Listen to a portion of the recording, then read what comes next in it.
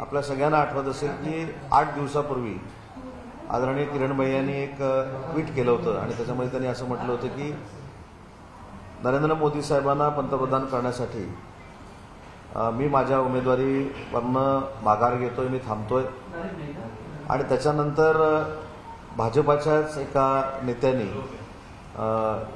या संदर्भातला निर्णय थोडे दिवसांनी घ्यावा अशा पद्धतीची विनंती केल्यामुळं या सगळ्या संदर्भात काल संध्याकाळपर्यंत चर्चा सुरू होती. आणि काल रात्रीमध्ये ज्या काही घडामोडी झाल्या त्याच्या पार्श्वभूमीवर आजची ही पत्रकार परिषद आहे.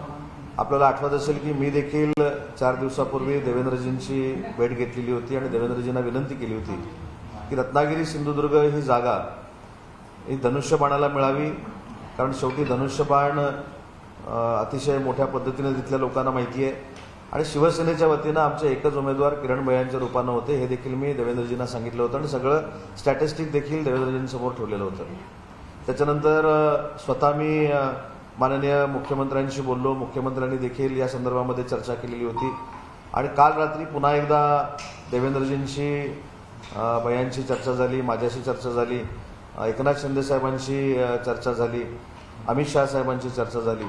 आणि या चर्चेनंतर एक निर्णयाप्रत आम्ही आलो की ज्या पद्धतीनं तिकीट वाटपावर चर्चा सुरू आहे आणि तिकीट वाटपावर चर्चा सुरू असताना उद्या फॉर्म भरायची वेळ आलेली आहे 19 तारखेला. आणि 19 तारखेला फॉर्म भरत असताना देखील अजून महायुतीचा आमचा रत्नागिरी सिंधुदुर्गचा उमेदवार जाहीर झालेला नाही आणि त्याच्यामध्ये कार्यकर्त्यांमध्ये फार मोठं संभ्रम आहे.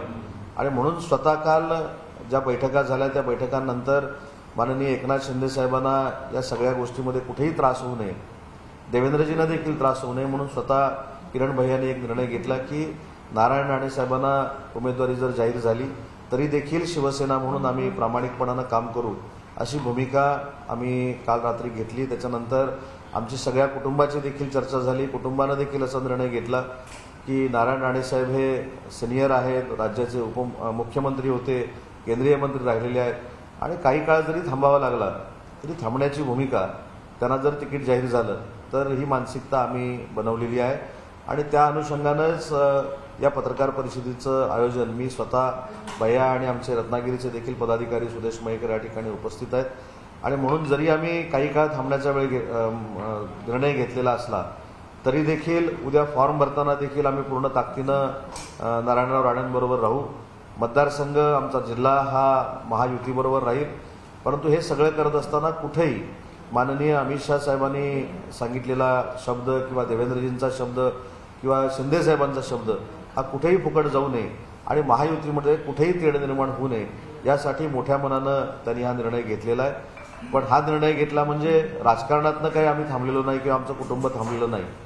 भविष्यामध्ये मी ज्याचा उल्लेख केला की काही काळ आम्ही नक्की थांबण्याचा निर्णय घेतला आहे, काही काळ राणेसाहेबांना देखील समर्थन करण्याचा निर्णय घेतलेला आहे. परंतु ज्या काही चर्चा झालेल्या आहेत ह्या सगळ्याच मीडियासमोर व्हाव्यात अशी माझं काय मत नाही. परंतु पूर्ण किरण भैयांचा मान सन्मान महायुतीमध्ये केला जाईल अशा पद्धतीचं आश्वासन देखील स्वतः अमित शहा साहेबांनी, मुख्यमंत्री महोदयांनी आणि देवेंद्रजींनी दिलेलं आहे. त्याच्यामुळे मला असं वाटतं की तुमच्या मनामध्ये जो संभ्रम होता की आता कोण उमेदवार असणार आहे, कशा पद्धतीनं उमेदवार असणार आहे, तर आम्ही आमची भूमिका स्पष्ट केलेली आहे की महायुतीचे उमेदवार नारायणराव राणे असतील तरी देखील आम्ही प्रचारामध्ये पूर्ण ताकदीनं शिवसेना म्हणून सक्रिय होऊ.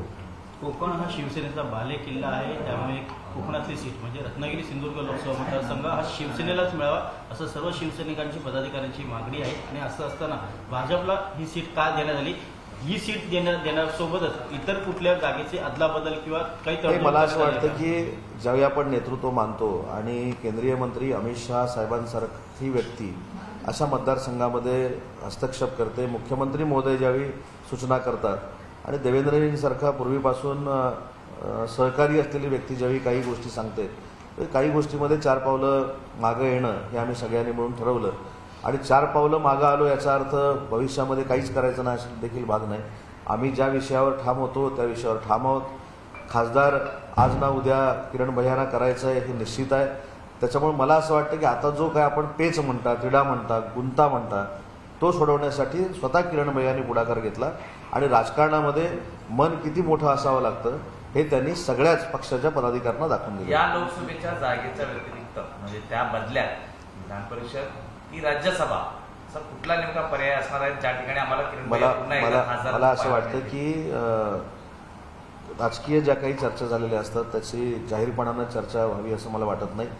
परंतु ज्या नेत्यांनी सांगितलेलं आहे, ज्या नेत्यांनी शब्द दिलेला आहे, त्या नेत्यांवर अविश्वास दाखवण्याचं काही कारण नाही. आणि म्हणून मला असं वाटतं की अनेक पर्याय आमच्यासमोर देखील होते, अनेक पर्याय होते. परंतु शेवटी त्या पर्यायानं एकनाथ शिंदे साहेबांना त्रास होऊ नये, देवेंद्रजींना त्रास होऊ नये, कारण त्या दोघांनी प्रामाणिकपणानं आमच्यासाठी प्रयत्न केलेला आहे. आणि उद्या 24 तासावर फॉर्म भरायची वेळ आलेली असताना देखील आमचं काय अजून ठरत नाही, यासाठी आम्ही पुढं पाऊल टाकलं. कारण शेवटी कुणीतरी पुढं पाऊल टाकलं पाहिजे.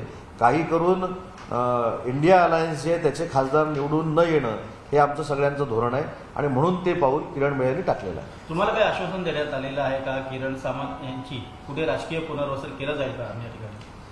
मला असं वाटतं की पुनर्वसनावर आम्ही अवलंबून नाही.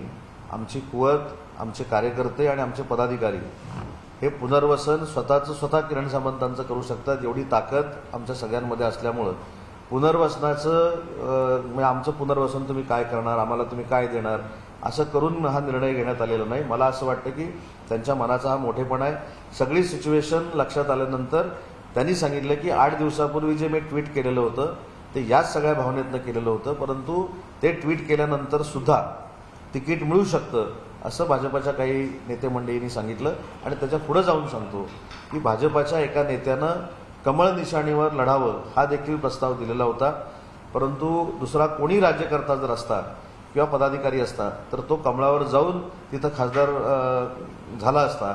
परंतु त्यांनी पूर्ण कुटुंबाचा विचार करून, मी राजकारण करतोय माझा विचार करून, मी कुठच्या निशाणीवर लढलोय हा विचार करून त्यांनी देखील मनाचा मोठेपणा दाखवला की काही जरी झालं तरी ज्या पक्षामध्ये माझा भाऊ आहे त्याच पक्षाच्या निशाणीवर मी लढू शकतो, बाकी कुठच्याही निशाणीवर मी लढणार नाही, हे सांगण्याचं धाडस देखील राज्यकर्त्यामध्ये असावं लागतं, पदाधिकाऱ्यामध्ये असावं लागतं. ते त्यांनी महाराष्ट्रामध्ये करून दाखवलं. एकूणच आपण पाहतोय की जागा वाटप ह्या सुरू आहे, चर्चा सुरू आहेत. मात्र शिवसेनेच्या हक्काचे जे बालेकिल्ले आहेत ते एक एक करून भाजप आपल्याकडे खेचत आहेत. आणि यामुळे कुठेतरी शिवसेनेत अंतर्गत नाराजी देखील कार्यकर्त्यांमध्ये आणि पदाधिकाऱ्यांमध्ये पाहायला मिळते.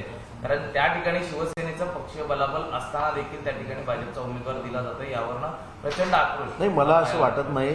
शेवटी आम्ही आमची भावना मांडली. एक मात्र नक्की आहे, मी रत्नागिरी सिंधुदुर्गच्या संदर्भातच बोलतो की धनुष्यबाणावर मी स्वतः निवडून आलो.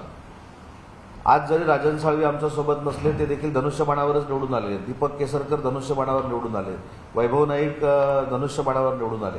त्याच्यामुळे धनुष्यबाण हा घराघरामध्ये पोचलेला आहे. तळकोकणामध्ये वंदनीय बाळासाहेबांचा विचार असलेला तळकोकण आहे. परंतु ठीक आहे, नेते मंडळीने एका सिनियर लिडरसाठी जर काही निर्णय घेणार असतील तर आम्हाला मान्य नाही. पण दुसरीकडे राणेंना उमेदवारी देऊ, जसं विनायक राऊत म्हटले होते की माझ्यासमोर कडवं आव्हान होतं ते म्हणजे भैया सामंतांचं होतं. राणेंचं आव्हान नसणार आहे, त्यामुळे माझी विजयाची तिसरी हॅट्रिक. मला याच्यावर प्रतिक्रिया द्यायची नाही. खरं ह्याचा विचार मी करून उपयोगाचा नाही ना.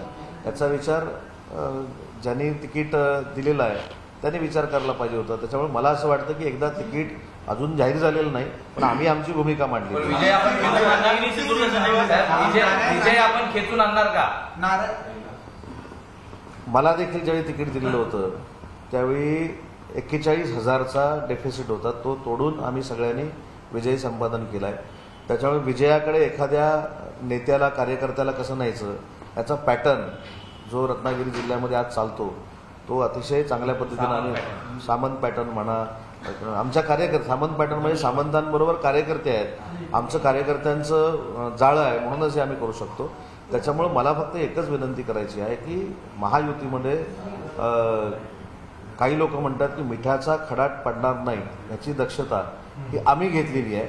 आता प्रचारात मिठाचा खडा पडणार नाही याची जबाबदारी तिथल्या सगळ्या नेते मंडळींनी घेतली. रत्नागिरी इतर कुठल्या मतदारसंघाची तडजोड करण्यात आलेली आहे का शिवसेनेसाठी? काय मी एवढा राजकारणातला मोठा नेता नाही की रत्नागिरी सिंधुदुर्गच्या बदल्यात कुठची सीट मिळालेली आणि कुठची सीट मिळालेली नाही.